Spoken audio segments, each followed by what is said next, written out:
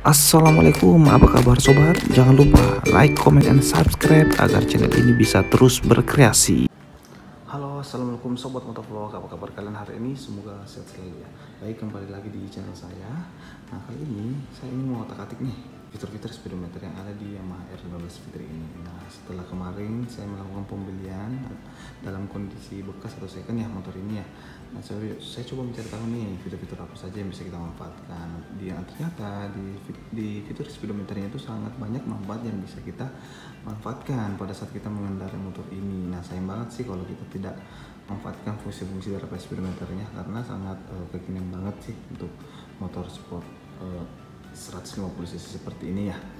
Teman-teman sekalian mungkin bisa menyimak videonya ya, bagaimana saya mengotak-atik speedometer Yamaha R15 Fitri ini.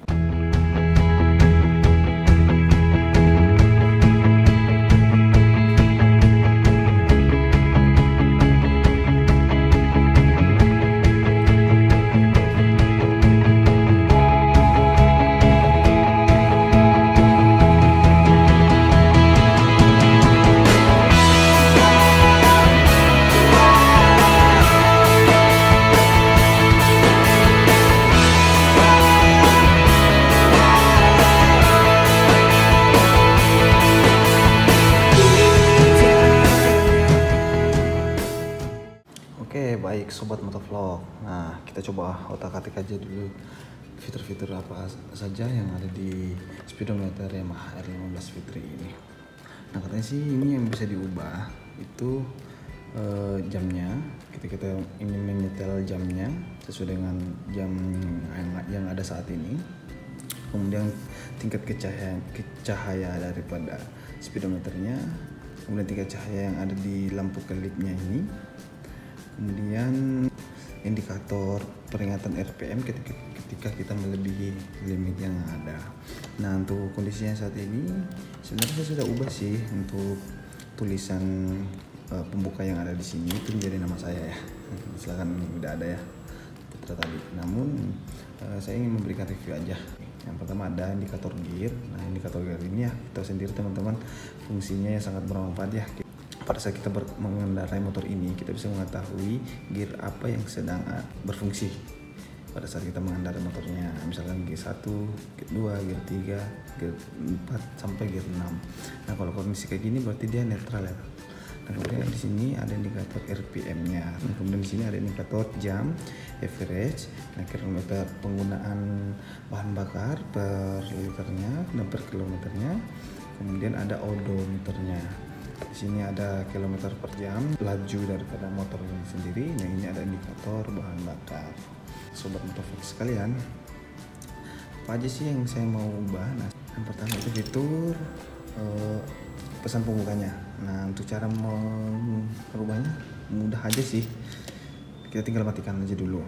Setelah itu, sobat motovlog bisa tekan tombol reset lama. Kemudian di on kan.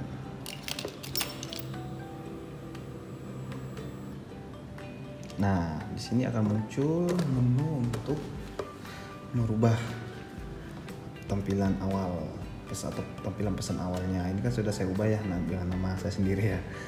Nah, teman-teman bisa mengubahnya dengan bentuk huruf atau dengan bentuk angka. Tinggal tekan select aja. Atau misalkan kelewat, pilihannya kelewat, tinggal tekan maaf, yang sebelah kanan ini itu reset, yang sebelah kiri itu select. Tinggal tekan aja ketika lupa ketika kelewat. Nah, seperti ini. Setelah itu tinggal tekan select agak lama. Nah, dia akan pindah. Nah, setelah pilihannya sudah, tekan select lama, diubah lagi, select lama lagi, diubah lagi, select lama lagi, select lama lagi. Nah, setelah selesai, select lama lagi dan dia akan berubah. Bagaimana sih kita ubah fitur-fitur yang lainnya? Nah, kita tinggal matikan lagi dulu. Nah, sobat motovlog sekalian, kita ingin mengubah tingkat kecerahan speedometernya, tingkat kecerahan lampu indikator. Nah, teman-teman tinggal tekan select. Tinggal tekan select yang lama dan di on kan.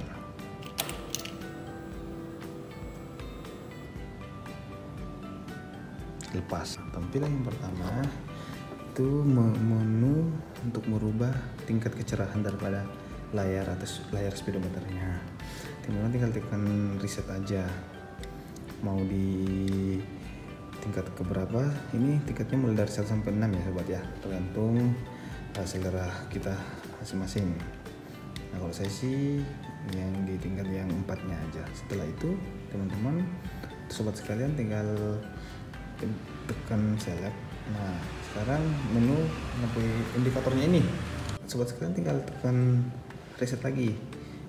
Teman-teman milih ini pertama kedip.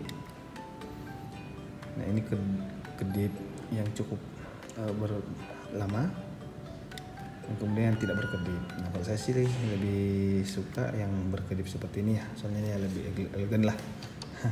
Ketika sobat sekalian sudah memilih sesuai selera, tinggal tekan select.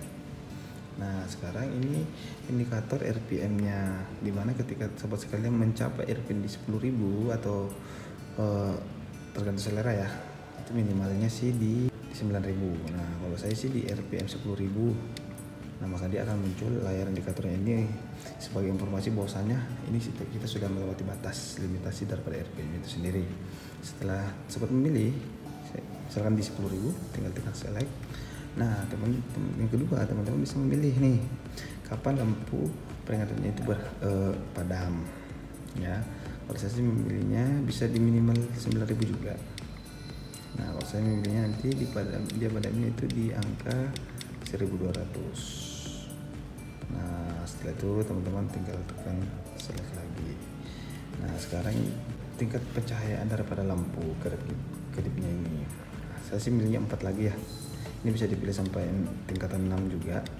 Kalau saya sih lebih kepada yang tingkatan 4 aja, tergantung selera masing-masing sih. Setelah itu teman-teman tinggal tekan select. Nah ini udah selesai. Yang bisa kita ubah yang itu. Nah teman-teman sekalian, setelah itu fitur apa lagi aja sih? Nah ada fitur jam yang ada di speedometernya ini. Nah teman-teman seperti yang saya jelaskan tadi, di indikator sini kita bisa melihat ada indikator jam, kemudian ada indikator trip 1, kemudian ada trip 2. Nah untuk fungsi trip 1 ini untuk memberikan informasi kepada teman-teman pada jarak kapan teman-teman sudah harus melakukan pergantian oli mesin ya. Nah kalau biasanya sih di pemakaian normalnya di antara 1.000 atau 1.000 sampai dengan 1.500 itu sudah harus ganti oli mesin. Nah kebetulan pengguna pertamanya ini itu sudah jaraknya sudah 1.300-an lah waktu itu. Nah setelah saya menggunakan motor ini sekarang sudah di 1.400-an. Nanti di 1.500 baru saya melakukan penggantian olinya. Nah di trip 2 sama juga sih sebagai informasi jarak yang telah kita tempuh. Nah bisa sih dibalik, apakah di trip 2 kalau nggak sobat sekalian ingin sebagai indikator waktunya ganti oli mesin, atau di trip 1 sama aja. Intinya ini adalah informasi jarak yang telah kita tempuh. Setelah itu ada indikator jam, nanti kita ubah ya. Nah setelah ada indikator kilometer per liter, setelah itu ada average kilometer per liter, informasi rata-rata penggunaan bahan bakarnya. Nah ada average-nya. Nah ini rata-rata kecepatan yang kawan-kawan tempuh pada saat menggunakan motor ini dalam satu kali penggunaan ya, average-nya. Dan kemudian ada odometer. Nah odometer ini nggak bisa di reset, ini bawaan dari pabrik. Yang odometer ini memberikan kita informasi sejauh mana motor ini sudah digunakan. Ini sekarang kan ada di 28.183 km ya sobat sekalian. Lumayan sih untuk motor tahun 2017 ya, lumayan low kilometer lah istilahnya. Oke, itu aja sih mungkin.